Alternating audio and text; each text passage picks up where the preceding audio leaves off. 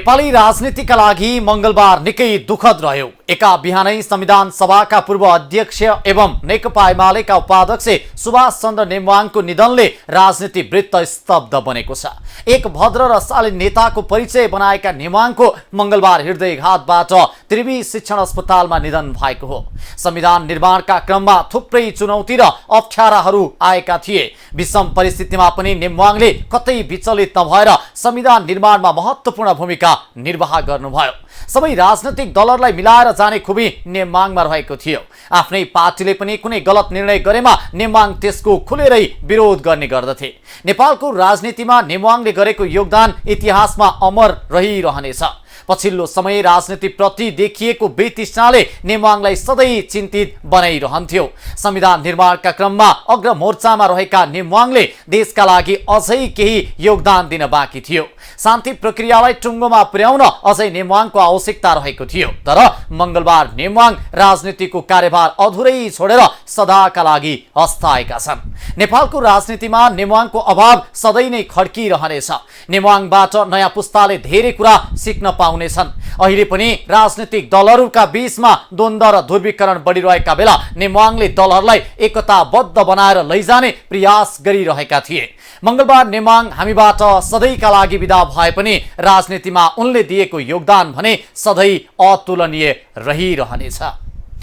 नमस्कार, यो खबर अपरेसन, म हेमराज भट्ट।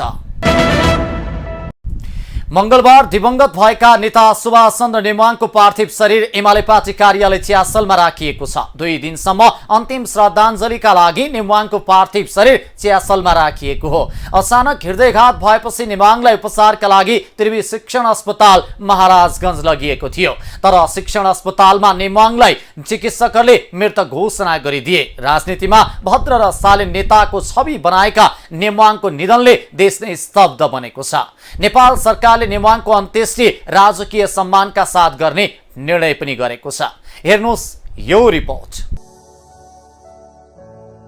नेपाली राजनीतिका एक हस्ती सुभाष चन्द्र नेमवाङको अप्रत्याशित निधनले यति बेला पुरै देश शोकमग्न बनेको छ। राष्ट्रिय राजनीतिमा सहमति, सहकार्य र एकताका सूत्रधार रहेका नेता नेमवाङको निधनपछि राजनीतिक दल, नेता, कार्यकर्ता, सामाजिक अभियन्ता लगायतले दुःख व्यक्त गरिरहेका छन्। नेमवाङले देश र जनताका लागि पुर्याएको योगदान अतुलनीय रहेकाले उनको निधनबाट देशले अपूरणीय क्षति बेहोर्नु परेको नेताहरूको भनाइ छ। संविधान सभाका अध्यक्ष एवं नेकपा एमालेका उपाध्यक्ष समेत रहेका नेमवाङको मंगलबार बिहान हृदयघातबाट निधन भएको हो। सामान्य रुगाखोकी लागेर घरमा आराम गरिरहेका नेमवाङलाई हृदयघात भएपछि उपचारका लागि सोमबार राति त्रिवी शिक्षण अस्पताल लगिएको थियो। अस्पतालमा नपुग्दै उनको बाटोमै निधन भएको हो। राति नै प्रधानमन्त्री पुष्पकमल दाहाल, एमाले अध्यक्ष केपी शर्मा ओली, सभामुख देवराज घिमिरे, राष्ट्रिय सभा अध्यक्ष गणेश तिमिल सिन्हा लगायत पार्टी नेता अस्पताल पुगेका थिए। 2009 फागुन 28 गते इलामको सुन्तला बारीमा जन्मिएका नेमवाङ 2048 र 2052 सालमा गरी 2 पटक राष्ट्रिय सभाको सदस्य बनेका थिए। नेमवाङले इलामबाट 2056 सालदेखि निरन्तर संसदीय चुनाव जितिरहे। उनी 2064 सालको संविधान सभा निर्वाचन र 70 को दोस्रो संविधान सभाको निर्वाचनमा इलाम 2 बाट विजयी बनेर संविधान सभा अध्यक्षको जिम्मेवारीमा रहेका थिए। उनी कानून, न्याय तथा संसदीय व्यवस्था मन्त्री, सामान्य प्रशासन मन्त्री र संसदको सार्वजनिक लेखा समितिको अध्यक्ष समेत भएका थिए। 2074 को संसदीय निर्वाचनमा एमाले माओवादी गठबन्धनबाट उनी विजयी भएका थिए। गत पुष 10 मा राष्ट्रपतिमा उम्मेदवारी दिएका नेमवाङलाई नेपाली कंग्रेसका नेता रामचन्द्र पौडेलले पराजित गरेका थिए। कानूनमा स्नातक गरेका नेमवाङ केही समय कानून व्यवसायमा पनि थिए। विद्यार्थी कालदेखि नै राजनीतिमा होमिएका नेमवाङ 2029 सालमा महेन्द्र रत्न बहुमुखी क्याम्पसमा अनेरा सोभियोबाट सोभियो सभापति बने। 2033 सालमा राजकाज मुद्दामा जेल परेका उनी तत्कालीन नेकपा मालेमा संगठित भए। 2047 सालमा तत्कालीन नेकपा माले र नेकपा मार्क्सवादी पार्टी बीच एकता भएपछि बनेको नेकपा एमालेमा नेमवाङ आबद्ध भए। 2054 को 6औं महाधिवेशनदेखि उनी निरन्तर एमाले केन्द्रीय कमिटीमा छन्। 2071 सालमा भएको नवौं महाधिवेशनपछि उनी स्थायी कमिटी सदस्य बनेका थिए। 2078 सालमा चितवनमा सम्पन्न 10औं महाधिवेशनबाट नेमवाङ उपाध्यक्ष बनेका थिए। नेपाली राजनीतिमा शालीन र सबैलाई मिलाएर लैजान सक्ने खुबी भएका नेतामा नेमवाङ पर्दछन्। उनी हाल नेकपा एमाले संसदीय दलको उपनेता समेत थिए। राष्ट्रिय राजनीतिमा सहमति, सहकार्य र एकताका सूत्रधार एवं इमानदार छवि बनाएका नेमवाङ जिल्लावासीका लागि राजनीतिक मियो थिए। इलाम बजार नजिकै सुन्तला बारीमा जन्मिएका नेमवाङ इलाम क्याम्पसमा पढ्दा अनिराश्य बिउमा लागेर 2029 सालमा कम्युनिस्ट राजनीतिमा होमिएका थिए। विक्रमसम्म 2033 मा राजद्रोह मुद्दामा उनी केही समय जेल समेत परे। विक्रमसम्म 2048 र 52 मा राष्ट्रिय सभाको सदस्य भएका उनी मनमोहन अधिकारी नेतृत्वको पहिलो कम्युनिस्ट सरकारमा कानून, न्याय तथा संसदीय व्यवस्था मन्त्री बनेका थिए। विक्रमसम्म 2056 को संसदीय निर्वाचन जितेर उनी सार्वजनिक लेखा समिति सभापति बनेका थिए। उनी जनआन्दोलन विक्रमसम्म 2062-63 सँगै पुनः स्थापित संसदका सभामुख भएका थिए। संविधान सभाबाट नेपालको संविधान जारी गर्न उनले समन्वयकारी भूमिका निर्वाह गरेका थिए। उनी 4 पटक सभामुख हुँदा सधैँ सर्वसम्मत नै बनेका थिए।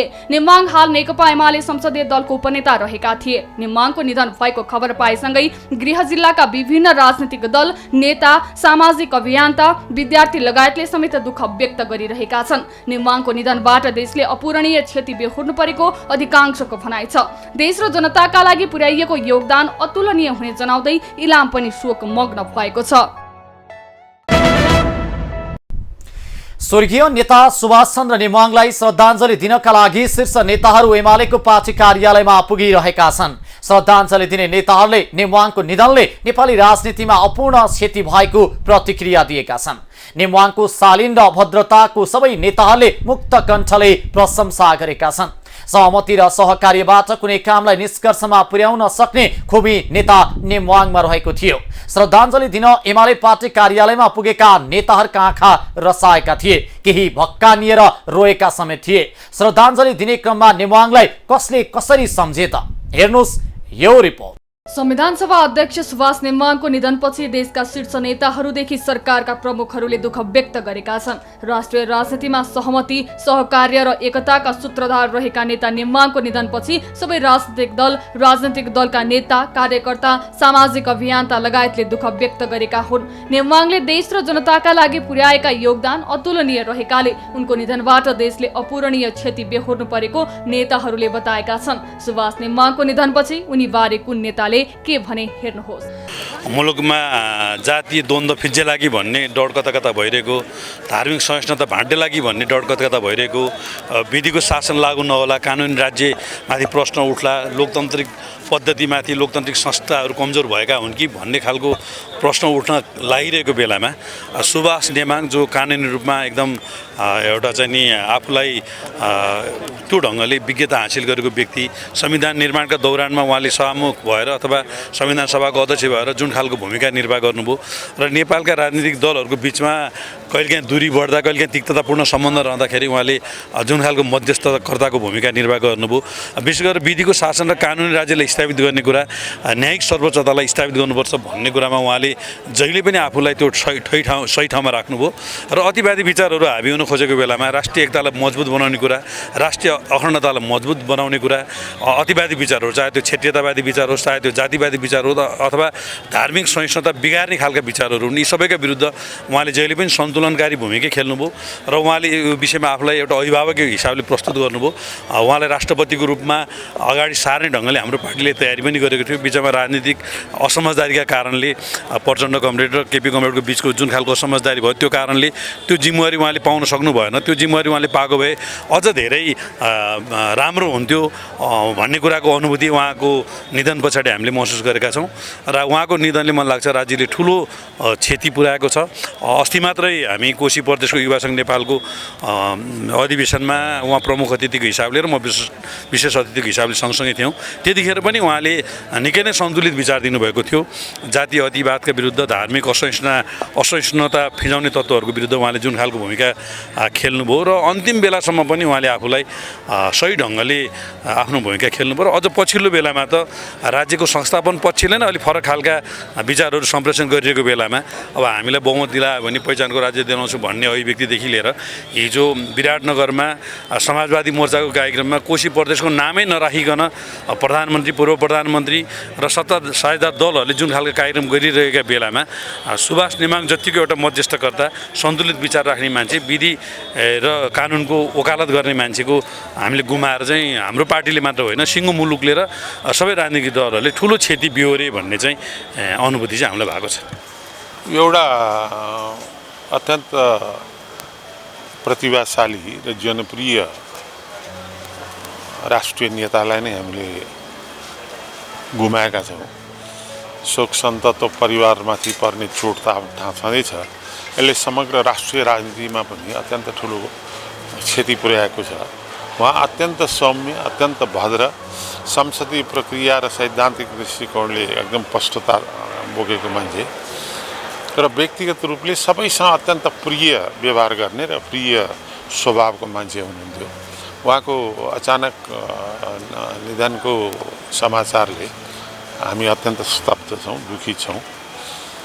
उहाँको आत्माको चिर शान्तिको कामना सँगसँगै सम्पूर्ण शोक सन्तप्त परिवारलाई अहिले गहिरो संवेदना व्यक्त गर्न चाहन्छ। यो उहाँका योगदानहरू चाहे संविधान निर्माणको प्रक्रिया होस् या संसदभित्र संसदीय प्रक्रियालाई स्थापित गर्नको निम्ति होस्, उहाँको चाहिँ नि जुन योगदान छ त्यो योगदानलाई चाहिँ नि इतिहासले र नेपालको राजनीतिले बिर्सिन सक्दैन।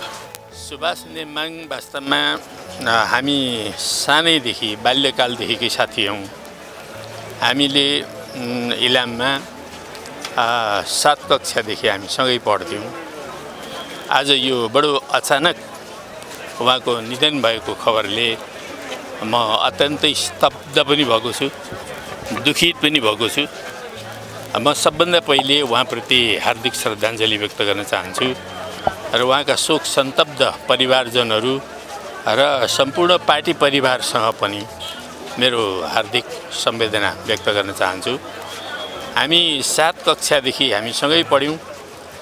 माध्यमिक शिक्षा हामीले इलाममा सँगै प्राप्त गऱ्यौँ, एसएलसी सँगै गऱ्यौँ। त्यसपछि त्रिचन्द्र कलेजमा हामीले आइएससी सँगै पढ्यौँ र पछि त्रिभुवन विश्वविद्यालयबाट हामीले स्नातक पनि सँगै गऱ्यौँ। एउटै मरब क्याम्पस इलामबाट हामीले परीक्षा दिएको हो। अनि त्यसको साथसाथै हामी बिस्तारी यो राजनीतिमा म त अब सुरुदेखि नै 23 साल 20 सालदेखि नै म लागिसकेका थिएँ। त उहाँ पनि 29 साल पछि खास गरी म इलाममा गएर राजनीति गर्न थालेँ। त्यसपछि मैले नै तानेको हो उहाँलाई राजनीतिमा र उहाँ पनि राजनीतिमा लाग्नुभयो र लागिसकेपछि हामीले चाहे कोअर्डिनेसन काल होस्, चाहे नेकपा मालेको काल होस्, चाहे नेकपा एमालेको काल होस्, चाहे नेकपाको काल होस्, यो कालखण्डसम्म हामी सँगसँगै अगाडि बढेर आयौँ।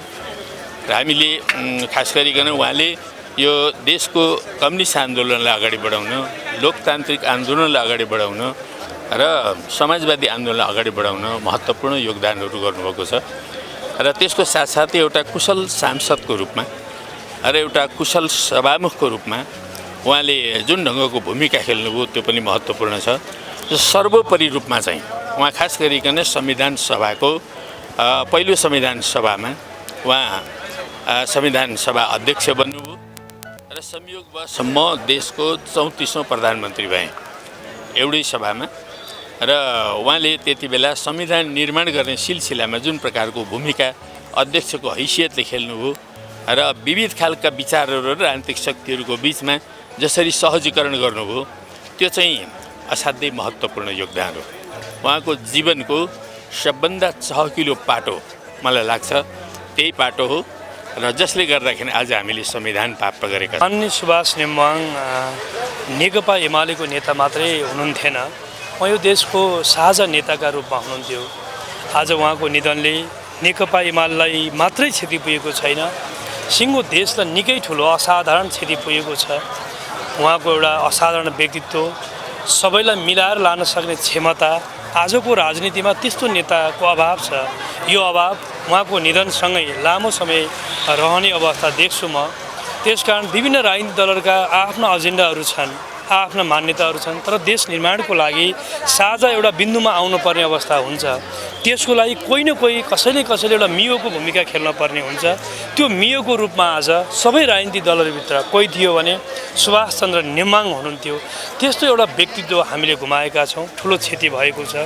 दोस्रो कुरा, उहाँ एउटा विश्वविद्यालयको रूपमा हुनुहुन्थ्यो। उहाँबाट शालीनता, उहाँबाट एउटा संस्कार, राजनीतिक संस्कार, एउटा भद्रता, एउटा राजनीतिमा एउटा चाहिँ मिलापको माध्यमबाट जान सकिन्छ भन्ने एउटा सदैव त्यो पथलाई पछ्याएर हिँड्ने एउटा व्यक्तित्व हो। त्यसकारण हाम्रो पुस्ताले त उहाँबाट यो असाधारण चाहिँ हामीले उहाँको निधनबाट क्षति गुमाउनु परेको छ। उहाँबाट सिक्नुपर्ने कयौँ विषयहरू जो यो देशले सिक्नुपर्छ, यो राजनीतिमा लाग्छु भन्ने सबै नेता कार्यकर्ताले जान्नुपर्छ। त्यस प्रकारको एउटा विश्वविद्यालयको रूपमा उहाँले आफूलाई उभ्याउन सफल हुनुभएको थियो। त्यस प्रकारको एउटा टावरिङ व्यक्तित्व हुनुहुन्थ्यो। उहाँको निधनबाट हामी मर्माहत छौँ। उहाँलाई अब श्रद्धाञ्जली दिने एउटा कार्यक्रममा सहभागी भइरहेका छौँ। त्यस कारणले गर्दा यो दुःखको क्षण मैले यति भन्न चाहन्छु। उहाँप्रति गहिरो श्रद्धाञ्जली छ परिवारजनमा। हामी दुःख पीडामा हामी रहेका सबैमा मेरो समवेदना छ।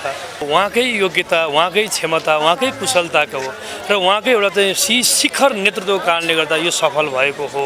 उहाँ अलावा अरू कोही हुन्थ्यो भने त्यो जिम्मेवारीमा सायदै संविधान पाउने कुरामा मलाई लाग्छ प्रश्न चिन्ह थियो। त्यसकारण आज सिङ्गो देशले उहाँको निधनमा शोक मनाएको छ, दुःख मनाएको छ। सरकारले पनि राजकीय सम्मानका साथ उहाँको अन्त्येष्टिको लागि जे निर्णय गरेको छ म सरकारलाई पनि धन्यवाद दिन चाहन्छु। उहाँ चाहिँ एउटा स्वच्छ छवि भएको, अहिलेसम्म दाग नलागेको स्वच्छ छविका व्यक्तित्व हुनुहुन्छ। उहाँलाई चाहिँ राष्ट्रले सम्मान गर्नै पर्छ। जस्तोसुकै अप्ठ्यारो र द्वन्द्वको अवस्थामा पनि समस्यालाई शालीन गम्भीरता र धैर्यताका साथ समाधान गर्नको लागि प्रयत्न गर्ने उहाँको स्वभाव थियो। र यो एक हिसाबले भन्ने भने नेपालको राजनीतिमा जुन प्रकारको एकले अर्कोलाई आलोचना गर्ने, एकका विरुद्ध अर्कोले नकारात्मक प्रचार गर्ने जुन प्रवृत्ति छ नेपाली राजनीतिमा, त्योभन्दा उहाँ पृथक हुनुहुन्थ्यो। उहाँका धेरै सकारात्मक पक्षहरू छन्। उहाँले चाहे लोकतान्त्रिक आन्दोलनका विभिन्न क्षणमा पञ्चायतका विरुद्ध वा निरङ्कुश राजतन्त्रका विरुद्ध निर्वाह गरेको भूमिका होस्, वा पार्टीभित्र बेला बखतमा देखा पर्ने अन्तर्विरोध द्वन्द्वको अवस्थामा पार्टीलाई एकताबद्ध बनाउनको लागि अत्यन्त परिपक्व हिसाबले खेलेको भूमिका होस्, वा संसदभित्र द्वन्द्व टसल भइरहेको अवस्थामा त्यसलाई कुशलताका साथ व्यवस्थापन गर्ने सन्दर्भमा होस्, उहाँको ज्यादै महत्त्वपूर्ण सकारात्मक भूमिका छ। नेपालका धेरै राजनीतिज्ञहरूभन्दा उहाँको स्वभाव अत्यन्त शालीन, संयम, शिष्ट र सकारात्मक सन्देश दिने खालको थियो।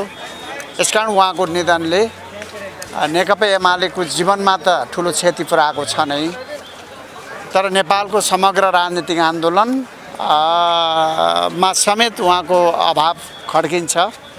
धेरै पार्टीका नेता कार्यकर्ताहरूले समेत उहाँको अभाव खड्किने खालको स्थिति उत्पन्न हुन्छ भन्ने लाग्छ।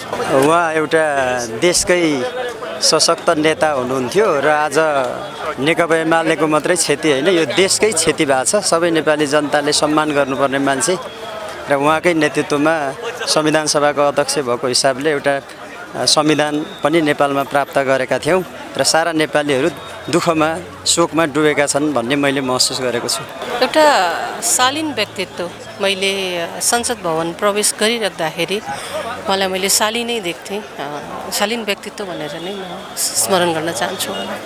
उहाँ जस्तो राजनीतिज्ञ होइन, हामीले देशले नै गुमाएको छ। यो पार्टीको लागि पनि यो चाहिँ एउटा ठुलो पार्टीको लागि पनि एउटा उनै हो, घाटा नै भएको छ। र अब आउने पुस्ताले चाहिँ उहाँबाट राजनीतिमा एउटा शालीनत्व पनि सिक्नुपर्छ भन्ने चाहिँ म भन्न चाहन्छु। अहिले हामी देशै दुखित भएको बेलामा धेरै के कुरा भन्न सक्छौँ र, तर के हो भन्दाखेरि उहाँले गर्ने जिम्मेवारी र दायित्व अब हाम्रो काँधमा आएकोले गर्दाखेरि हामीले पनि उहाँका असल बाटाहरू र जसरी उहाँ कहिल्यै नआत्तिकन र कहिले पनि आक्रोशित नभइकन र सबैलाई मिलाएर लिएर देश र जनताको पक्षमा निरन्तर लाग्नुहुन्थ्यो। हामीले उहाँबाट पाएको शिक्षालाई चाहिँ हामीले पनि अनुसरण गर्नुपर्ने स्थिति छ र देशका धेरै नेताहरूले पनि अनुसरण गर्नुपर्ने एउटा स्थिति छ र उहाँ कहिले विवादित बन्नु भएन। न देशका कतिपय नेताहरू विभिन्न प्रसङ्गमा विवादित बनेका छन्, तर उहाँ निर्विवादित हुनुभएकोले गर्दाखेरि सबैको आस्था र विश्वास को केन्द्रको रूपमा रहनुभयो र आज उहाँको दुःखद निधनको बेलामा पनि सबैले चाहिँ दुःख मनाउ गरिरहेको र उहाँप्रति श्रद्धा सुमन अर्पण गरिरहेको स्थिति र उहाँबाट सिक्नुपर्ने कुरा चाहिँ आफूले सिक्न सकौँ भन्ने सङ्कल्प गरिरहेको बेलामा मैले आफूले पनि यही सङ्कल्प लिएको छु भन्ने विश्वास दिलाउन चाहन्छु। नेपालको राजनीतिमा एकदमै स्थापित हुनुभयो। उहाँ चाहिँ असाध्यै नरम मिजाजको, नरम स्वभावको, सबैलाई मिलाएर लिएर जान सक्ने क्षमता भएको, एकदमै धेरै विवादास्पद विषयहरू पनि उहाँले समन्वय गरेर मिलाउनु भएको छ। नेपालको संविधान जारी गराउने प्रक्रियामा सुशील कोइराला पछि उहाँको महत्त्वपूर्ण भूमिका छ भन्ने मलाई लाग्छ। त्यसैले नमिलेका बीचमा समन्वय गरेर मिलाउन सक्ने क्षमता भएको, आफ्नै पार्टीले पनि गलत काम गर्यो भने चाहिँ त्यो गलत हो भनेर भन्न सक्ने त्यो क्षमता बोकेको र चाहिँ कानुनी विधिको शासनको वकालत गर्ने र विधि व्यवस्था सम्बन्धी बढी जानकार, ज्ञान अनुभव भएको व्यक्ति, लामो समयसम्म पदमा बसेर आफूलाई जोगाउन सकेको बेदाग व्यक्ति। मेरो विचारमा 48 सालपछि धेरै पदमा बस्ने नेता मध्येमा सुभाष नेमाङ पनि हुनुहुन्छ। तर लामो समयसम्म पदमा बसेर उहाँले आफूमा कहीँ कतै दाग लाग्ने, कलङ्क लाग्ने कुरा उहाँले छोड्नु भएन। त्यसैले सचेत भएर कानुन बुझेर चाहिँ त्यसअनुसार काम गर्न सक्ने क्षमता भएको नेता चाहिँ सुभाष नेमाङ हुनुहुन्थ्यो। कम्तीमा यो शान्ति प्रक्रिया टुङ्ग्याइन्जेलसम्म उहाँको हामीलाई आवश्यकता थियो। यो संविधान पूर्ण रूपमा लागू गर्ने समयसम्म हामीलाई उहाँको आवश्यकता थियो। आज नेपाली राजनीति एकीकृत छैन, विभाजित छ। राजनीतिले पार्टीगत स्वार्थ, गुटगत स्वार्थ र व्यक्तिगत स्वार्थलाई सर्वोपरि ठानेको छ। यो बेलामा सुभाष नेमाङ जस्तो समन्वयकारी क्षमता भएको व्यक्ति, विधिको शासन नै सर्वोच्च हो भनेर मान्ने व्यक्ति हामीलाई आवश्यक थियो। हामीलाई चाहिँदै हामीलाई छोडेर उहाँ जानुभयो। यो असाध्यै दुःखद विषय हो। स्वर्गीय नेता नेमाङबाट इमान र निष्ठाको राजनीति कस्तो हुन्छ भन्ने बात सबैका लागि अनुकरणीय छ। नेमाङले हामीलाई छाडेर गए पनि उनको मृदुभाषी स्वभाव, शालीनता, भद्रता नेपाली माझ सधैँ अमर रहिरहनेछ। अलविदा सुभाष नेमाङ। यो देशमा हालसम्म थुप्रै नेताहरू जन्मिए, तर निष्ठा र इमानदार नेता भने औँलामा गन्न सकिने मात्रै छन्। यिनै औँलामा गन्न सकिने नेता मध्येका एक थिए सुभाष चन्द्र नेमाङ। जीवनभर नेमाङले इमान र निष्ठाको राजनीति गरेका छन्। राजनीति गर्दै जाँदा नेताहरूमाथि विभिन्न प्रकारका आरोप र लालछना लाग्ने गर्दछन्, तर नेमाङ कहिले पनि विवादमा मुसिएनन्। उनको छवि सदैव उच्च रहिरह्यो। हँसिलो मुहार, शालीन र मिलनसार व्यक्तित्व नेमाङका पहिचान थिए। राज्यको महत्त्वपूर्ण पदमा हुँदा नेमाङले निर्वाह गरेका भूमिका निकै प्रशंसनीय छन्। गत मङ्सिरमा भएको आम निर्वाचनपछि नेमाङलाई एमाले राष्ट्रपतिका रूपमा अघि सारेको थियो, तर माओवादी केन्द्रसँगको सहकार्य टुटेपछि नेमाङको राष्ट्रपति बन्ने सपना अधुरै रह्यो। पछिल्लो समय राजनीतिमा देखिएको गतिरोध अन्त्यका लागि नेमाङ दलहरूसँग निरन्तर सहकार्य र संवादमा रहेका थिए, तर मंगलबार हृदयघातका कारणले नेमाङको जीवन लीला नै समाप्त भएको छ। स्वर्गीय नेता नेमाङ प्रति हार्दिक श्रद्धाञ्जली। अवस्था आजलाई खबर अपरेसन यति नै। हाम्रो खबरदारी जारी नै छ। नमस्कार।